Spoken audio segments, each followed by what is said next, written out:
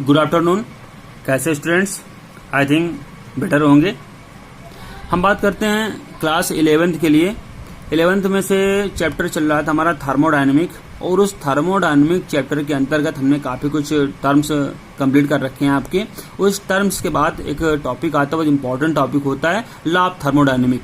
तो आज हम बात करेंगे लॉ ऑफ थर्मोडायनेमिक की बात करते हैं। उस लॉ ऑफ थर्मोडायनेमिक में सबसे पहले बात आती है zeroth law. Zeroth law of thermodynamics, इसकी बात करते हैं सबसे पहले। तो जीरोथ लॉ क्या होता है? What is the zeroth law of thermodynamic? According to this law क्या लॉ कहता है? If two system are in thermal equilibrium with third system separately, then these two systems will also be in the thermal equilibrium with the each other. मतलब कहने क्या होता है, कोई भी दो सिस्टम होते हैं, एक सिस्टम मान लीजिए ए रखा गया है, दूसरा सिस्टम बी रखा गया है, ठीक है।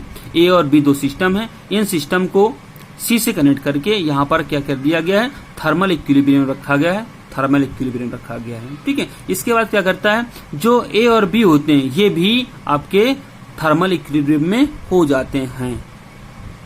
क्लियर? देखिए यहाँ पर क्या हो गया, let system A and B are in the thermal equilibrium with system C separately, them A and B will also be in the thermal equilibrium with the each other.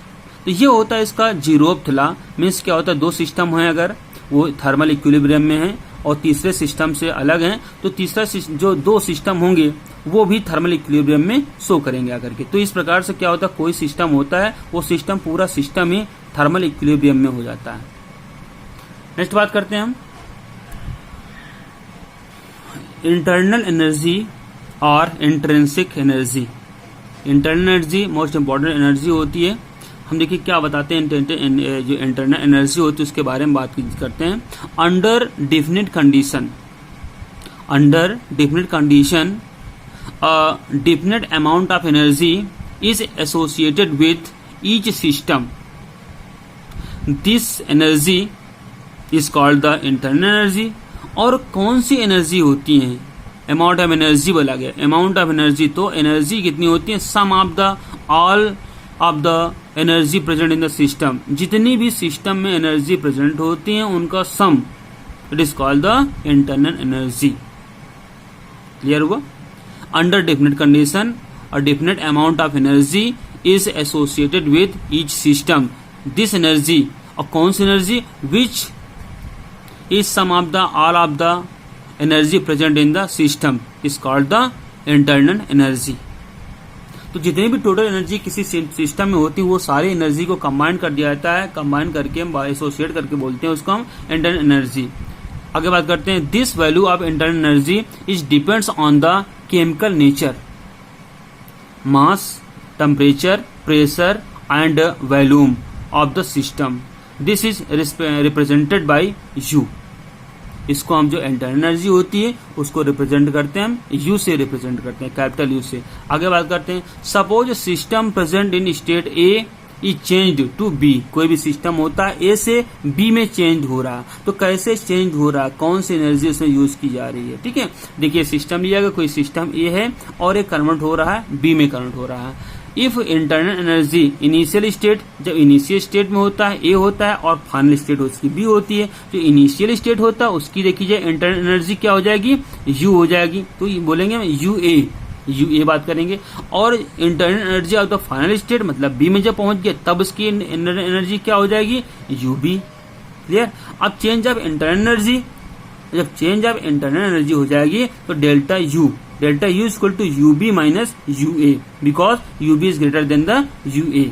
तो यहाँ पर चेंज ऑफ इंटरनल एनर्जी क्या हो जाएगी, U delta U is equal to U B minus U A. ये हो जाएगी आपकी इसकी चेंज ऑफ इंटरनल एनर्जी, और यू ए हो जाएगा internal energy of the final state B, U B हो जाएगा, and internal energy of the initial state U A.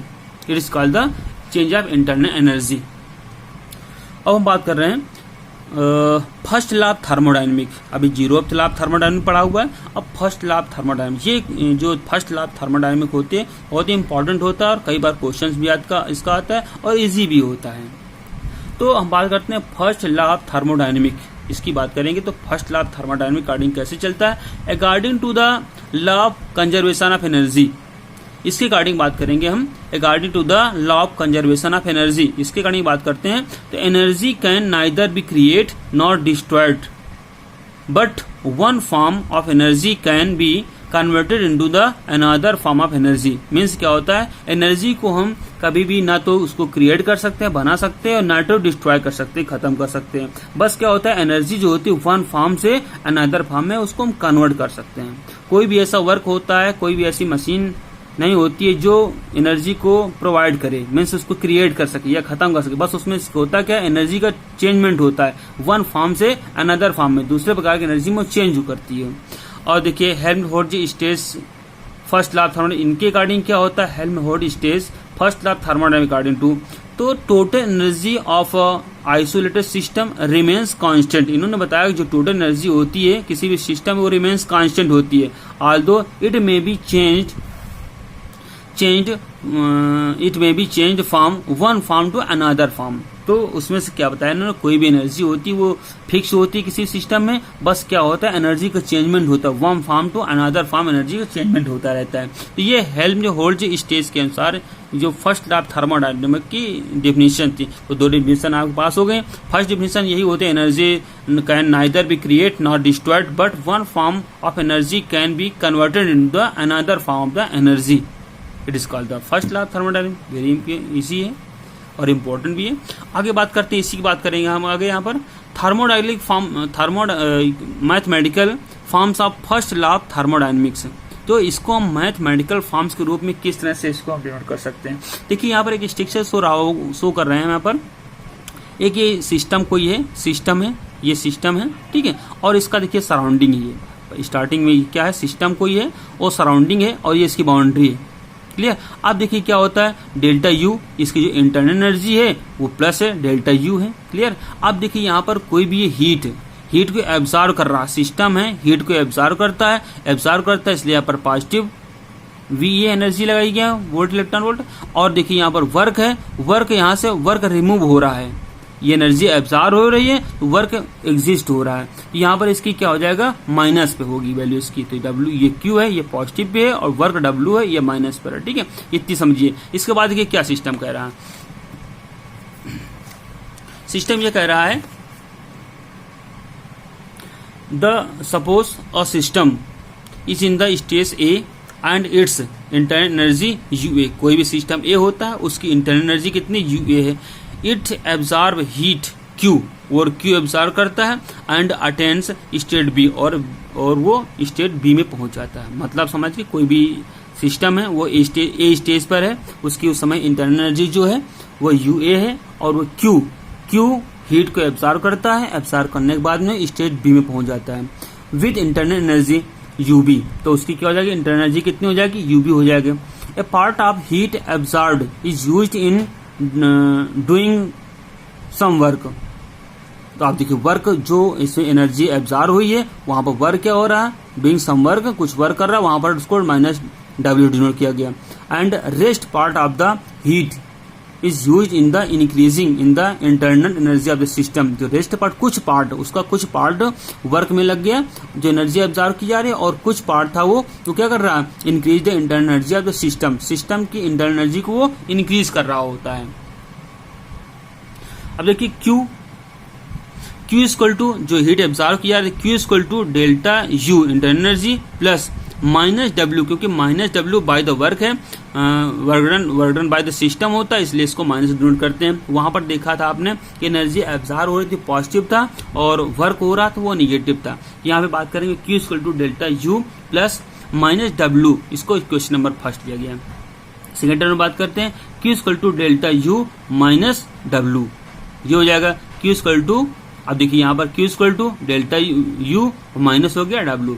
It must be represented, remembered that the work done by the system on the surrounding is negative. जब work done by the system and surrounding होगा तो ये negative होगा, while by the surrounding on the system, work done on the system by the surrounding is the positive, तब ये positive होगा। तो यहाँ बात करते हैं क्वेश्चन नंबर फर्स्ट है delta U equal to Q plus W, इसी को हम लिख सकते हैं delta U equal to Q minus, और माइनस डब्ल्यू, तो ये माइनस माइनस प्लस हो जाएगा, इक्वेशन नंबर वही फाइंड हो जाएगा करके। यहाँ पर Q delta U equal to Q plus W, और यहाँ पर delta U equal to Q minus और माइनस डब्ल्यू, तो ये plus plus minus minus plus हो जाएगा, माइनस प्लस होने के बाद ये इक्वेशन फॉर्म हो जाएगी। Clear. Let the work done by the system be the work of expansion that is at pressure P, the volume of system VA in state A increases to VB in state B। अब देखिए यहाँ पर क्या बात की गई, then देखिए work done तो bye the system is the minus, तो माइनस है, यहाँ पर माइनस लेंगे हम, P इंटू प्रेशर कांस्टेंट था, फिक्स था, और यहाँ पर जो वैल्यूम था V के लिए एक फर्स्ट स्टेज के वैल्यूम VA था, और B के लिए सेकेंड स्टेज के लिए वैल्यूम क्या था, VB था। यहाँ पर VB is greater then VA, so minus P into VB minus VA। अब यहाँ पर देख क्या हो जाता है, minus P into delta V, delta V क्या हो जाता है, चेंज ऑफ वैल्यूम। नेक्स्ट बात करते हैं आगे आकर के Q equal to delta V plus, अब देखिए यहाँ पर फॉर्मूला बन गया ये, इसको हमने पुट कर दिया W की जगह प्लेस कर दिया हमने ये, तो माइनस P डेल्टा V, अब फॉर्मूला बन जाता है Q equal to delta U minus P delta V। इस तरह से फॉर्मूला बन जाता है ये delta Q equal to delta U minus P delta V। ये होता है first law of thermodynamic. Clear होगा। तो थर्मोडायनेमिक चैप्टर का ये कुछ पार्ट, कुछ टॉपिक कंप्लीट हुए आपके, जिसमें से लॉ ऑफ थर्मोडायनेमिक्स था। इसके बाद नेक्स्ट टॉपिक हम लेके आते हैं, तब तक के लिए गुड डे, बाय बाय।